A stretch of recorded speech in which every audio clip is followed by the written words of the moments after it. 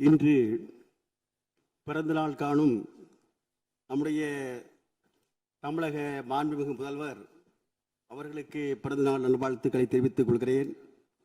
இன்றைக்கு உங்களுடைய பணி தமிழகத்திலே முன்னேற்ற பாதையிலே எட்டி செல்ல உங்களை அன்போடு வாழ்த்தி, மாண்புமிகு பேரவைத் தலைவர் அவர்களே, இன்றைக்கு நம்முடைய தமிழகத்துடைய முதல்வர் மாண்புமிகு முதல்வருடைய பிறந்தநாளிலே என்னுடைய முதல் பேச்சை பேசுவதற்கு வாய்ப்பளித்த மாண்புமிகு பேரவைத் தலைவர்களுக்கு நன்றி கூறி, அதேபோன்று மேதகு ஆளுநர் உரையில் மார்க்சிஸ்ட் கம்யூனிஸ்ட் கட்சியின் சார்பிலே பேசுவதற்கு எனக்கு வாய்ப்பளித்தமைக்கு பேரவைத் தலைவர், மாண்புமிகு முதல்வர், மாண்புமிகு அமைச்சர் பெருமக்கள், எதிர்கட்சி தலைவர், அதேபோன்று சட்டமன்ற உறுப்பினர் அனைவருக்கும் எனது மனமார்ந்த நன்றியை தெரிவித்துக் கொள்கிறேன். இந்த சட்டமன்ற தேர்தலிலே மார்க்சிஸ்ட் கம்யூனிஸ்ட் கட்சி சார்பிலே எனக்கு வாக்களித்த பத்மநாபபுரம் வாக்காளர் பெருமக்கள், கீழ்வேலூர் வாக்காளர் பெருமக்கள், தமிழகத்தில் இன்னும் மார்க்சிஸ்ட் கம்யூனிஸ்ட் கட்சிக்கு வாக்களித்த வாக்காளர் பெருமக்கள், தோழமை கட்சிகள் அனைவருக்கும் நன்றி கூறிக்கொள்கிறேன்.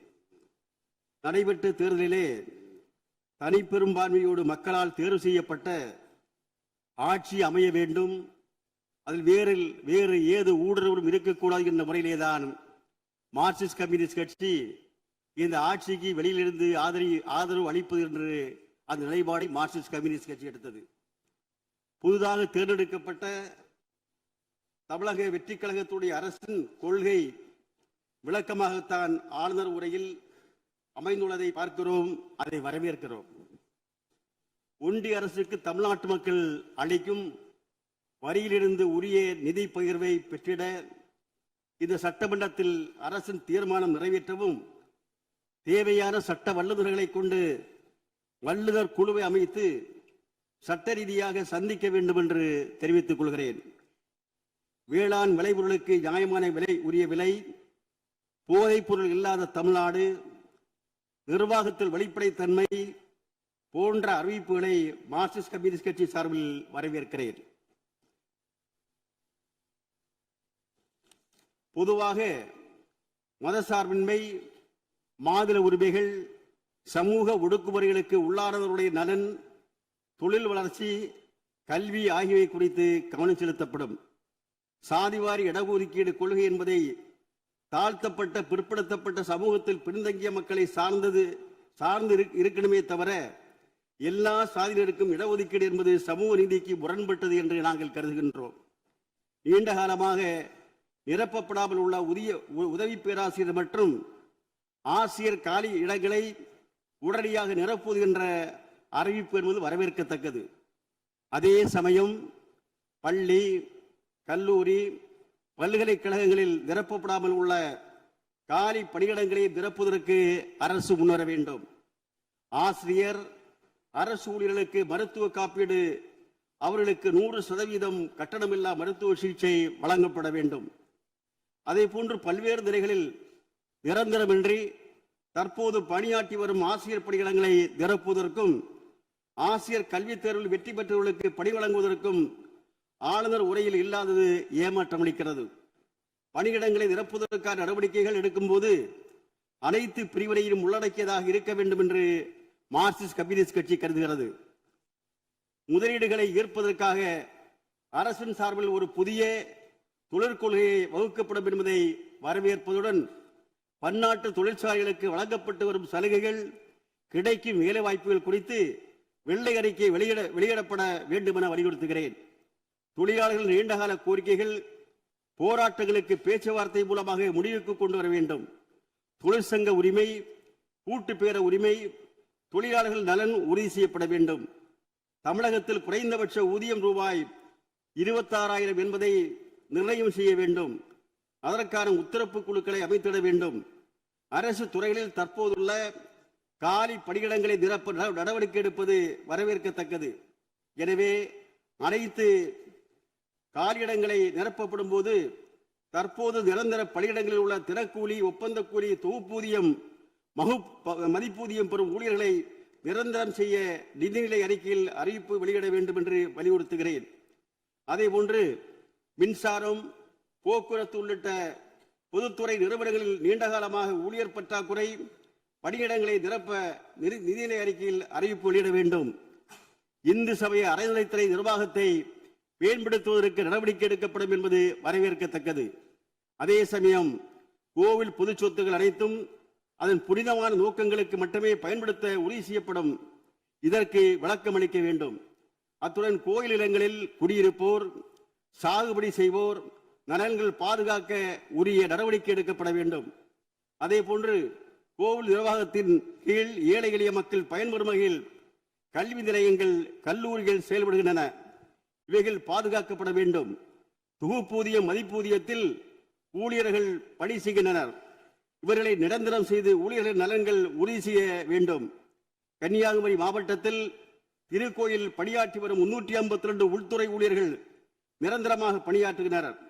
நீண்ட காலமாக அரசு காலமுறை ஊதியம் நிர்ணயம் செய்தும் குறைந்த ஊதிய ரூபாய் 3000 முதல் அவர்கள் ஓய்வு வரும் நேரத்திலே 9000 வரை மட்டுமே பெறுகின்றனர். 25 ஆண்டுகளாக இவர்கள் கோரிக்கைகளை பரிசீலனை செய்ய வேண்டும். திருக்கோயிலில் பணியாற்றும் உள்துறை ஊழியர்களுக்கு திருக்கோயில் பணியாளர்களை இணையான சம்பளம் வழங்கி அவர்களை பாதுகாக்க வேண்டும்.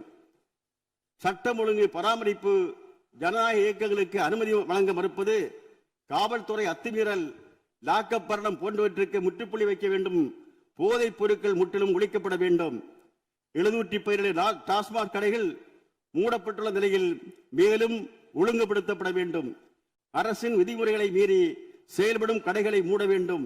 நம்முடைய கன்னியாகுமரி மாவட்டத்தில் கூட 100 மீட்டருக்கு உட்பட்ட அதே போன்ற அரசு மேல்நிலைப் பள்ளிகள் இருக்கக்கூடிய இடத்தில் கூட இன்றைக்கும் இந்த டாஸ்மாக் கடைகள் என்பது இன்றைக்கு செயல்பட்டுக் கொண்டிருக்கிறது. மக்கள் எதிர்த்து போராடி கொண்டிருக்கிறார்கள். எனவே அரசு கொடுக்கப்பட்ட விதிமுறைகள் அதன் அடிப்படையிலே டாஸ்மாக் கடைகள் மூடப்பட வேண்டும். அதே போன்று இதனுடைய சட்டம் ஒழுங்கு சம்பந்தமான விஷயத்தை நம்முடைய மாண்புமிகு முதல்வர்கள் கவனித்துக் கொண்டிருக்கிறார்கள்.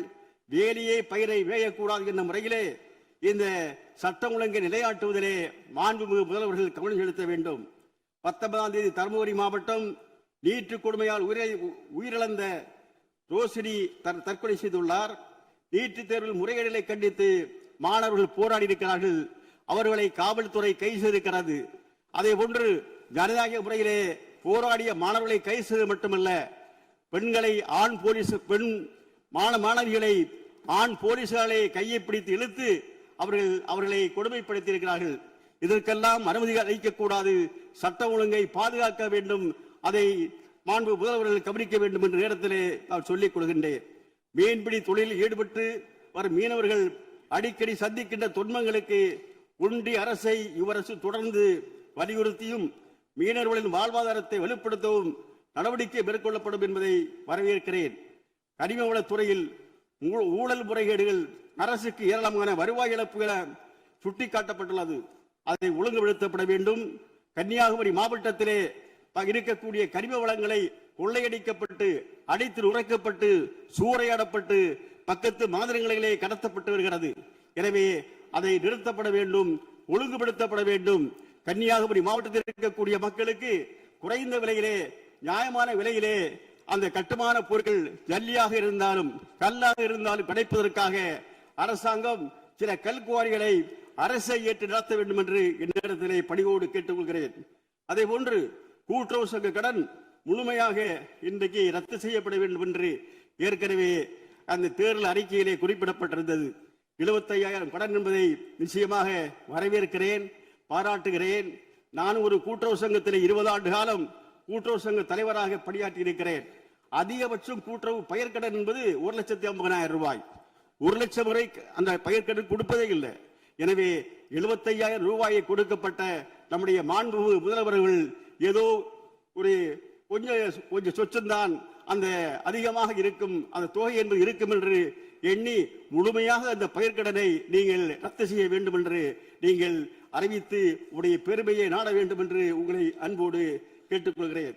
அதே போன்று நம்முடைய ஆதி திராவிடர் மற்றும் பழங்குடியினருக்கான கல்வி, வேலை, வாழ்வாதார மேம்பாடு குறித்து அறிக்கையிலே சொல்லப்பட்டிருக்கிறது, பாராட்டுகிறேன். அதே சமயத்தில் அவருடைய அடிப்படை பிரச்சனை குறித்தும் இன்னும் ஆழமாக பார்க்க வேண்டும். குறிப்பாக எங்களுடைய மாவட்டத்திலே, கன்னியாகுமரி மாவட்டத்திலே நம்முடைய 42 மலை கிராமங்கள், என்னுடைய தொகுதியில் மட்டும் 22 மலை கிராமங்கள், சாலை வசதி, மின்சார வசதி, குடிநீர் பிரச்சனை, போக்குவரத்து வசதி, சுகாதார பிரச்சனை என்று ஏராளமான பிரச்சனை இருந்து கொண்டிருக்கிறது. வனவிலங்குகளால் வாழ முடியாத நிலைமை. அதே போன்று சோலார் மின்வேலிகளை அமைத்து அகழிகளை இன்னும் பாதுகாக்கப்பட்டு வனவிலங்குகளால் மக்களுக்கு அந்த பாதிப்புகள் இல்லாமல் அதை பாதுகாக்கப்பட வேண்டும். வலிய ஏலா முதல் பேச்சுப்பாறை வரை கைவிச நிலங்களுக்கு பட்டா என்பது வழங்கப்பட வேண்டும். கன்னியாகுமரி மாவட்டத்திலே தனியார் வன காடு பிரச்சனை என்பது மிகப்பெரிய ஒரு பிரச்சனையாக இருந்து கொண்டிருக்கிறது. கேரளாவிலே மக்கள் அடர்த்தியாக வாழ்கின்ற பகுதியிலே அந்த தனியார் வன பாதுகாப்பு சட்டத்திற்கு விதிவிலக்கு அளிக்கப்பட்டிருக்கிறது. எனவே கன்னியாகுமரி மாவட்டத்திலும் அதற்காக தனியார் வன பாதுகாப்பு சட்டத்திற்கு விதிவிலக்கு அளிக்க இந்த சட்டமன்றத்திலே தீர்மானம் கொண்டு வந்து மத்திய அரசை வலியுறுத்த வேண்டும் என்று கேட்டுக்கொள்கிறேன். அதே போன்று நம்முடைய பத்திரப்பதிவிலே அரசாணை 22A என்பதை சுட்டிக்காட்டி 50 சென்ட் நிலம் இருந்தால் அதை 5 சென்ட், 10 சென்ட், 15 சென்ட் என்று பிரித்து அதை விற்று நம்முடைய குடும்பத்தினுடைய கல்விக்காக, திருமணத்திற்காக, நோய் பாதுகாப்பதற்காக அதை விற்க முடியாத நிலைமை என்பது இருந்து கொண்டிருக்கிறது. எனவே பத்திரப்பதிவிலே இருந்து கொண்டிருக்கக்கூடிய இந்த குளறுபடிகளை கண்டிப்பாக உடனடியாக சரி செய்ய வேண்டும் என்று கேட்டுக்கொள்கிறேன். 2 நிமிடம், நேற்றைக்கு 20 நிமிடம் கொடுத்தீங்க. முதல் பேச்சு 11 பேருக்கு மேல பேசி இன்னும் நிறைவு செய்ய வேண்டும். தொகுதி பிரச்சனை நீங்க தனியா எழுதி கொடுத்துடலாம். சரி, நான் சுருக்கமாக பேசுகிறேன். அதே போன்று நம்முடைய கல்விக்கூடங்கள் சம்பந்தமாக ஏராளமான பிரச்சனை இருந்து கொண்டிருக்கிறது. பள்ளிக்கூடங்களை கட்ட வேண்டிய, சுகாதார சம்பந்தமான மருத்துவமனைகளை சீர் செய்ய வேண்டிய, மருத்துவர்களை இணைக்க வேண்டிய பிரச்சனை எல்லாம் இருந்து கொண்டிருக்கிறது. எங்களுடைய மாவட்டம் என்பது தொழில் வளர்ச்சி இல்லாத மாவட்டம். சுற்றுலாத்துறையிலே அதிகமான நிதி ஒதுக்கப்பட்டு அதிகமான வாய்ப்புகளை உருவாக்க வேண்டிய மாவட்டம். எங்களுடைய மாவட்டத்திற்கு ஒரு சுற்றுலாத்துறை அமைச்சரை கொடுத்திருக்கிறீர்கள். எனவே அதற்காக நீங்கள் அதிகமாக நிதியை ஒதுக்கி அதை பாதுகாக்க வேண்டும் என்று சொல்லிக் கொள்கிறேன். ஒரு விஷயத்தை, காவிரியில் புது அணை கட்டுவது சம்பந்தமாக அந்த விவாதத்திற்கு வரவில்லை. எங்களுடைய கட்சியுடைய நிலைப்பாடை மட்டும் நீங்கள் குறித்துக் கொள்ள வேண்டும் என்று சொல்கின்றேன். 1990 ஏற்படுத்தப்பட்ட நடுவர் மன்றம், 91 இடைக்கால தீர்ப்பு, 2007 இறுதி தீர்ப்பு, அதே போன்று உச்ச நீதிமன்றத்திலே 2018 ஆண்டு இறுதி தீர்ப்பு, இதையெல்லாம் மீறி, உச்ச நீதிமன்றத்துடைய தீர்ப்பை எல்லாம் மீறி மீண்டும் ஒரு நடுவர் மன்றம் என்று சொன்னால் என்னுடைய கட்சிக்கு அது ஏற்புடையதல்ல. அதை தலைகீழாக மீண்டும் அதை கொண்டு செல்லும் என்ற அச்சம் இருக்கிறது. எனவே இதனையை மாற்றிக்கொள்ள வேண்டும் என்று கேட்டு, நம்முடைய பொதுவாக இந்த ஆளுநர் உரையை மார்க்சிஸ்ட் கம்யூனிஸ்ட் கட்சி வரவேற்பதோடு குறிப்பான சில பிரச்சனைகள் மீது இந்த அரசு சரியான கவனம் செலுத்தி சரியான நடவடிக்கைகளை மேற்கொள்ள வேண்டும் என்று கேட்டு நம்முடைய ஆளுநர் உரையை நான் வரவேற்கிறேன் என்று சொல்லி என்னுடைய உரையை முடிக்கிறேன். நன்றி, வணக்கம்.